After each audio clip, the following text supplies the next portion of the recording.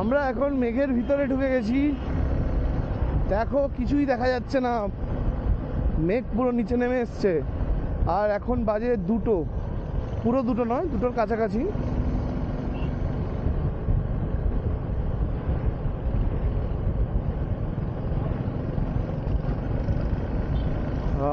Pine forest, pine forest, pine ফরেস্টগুলো একটা আলাদাই গা ছমছমে ব্যাপার।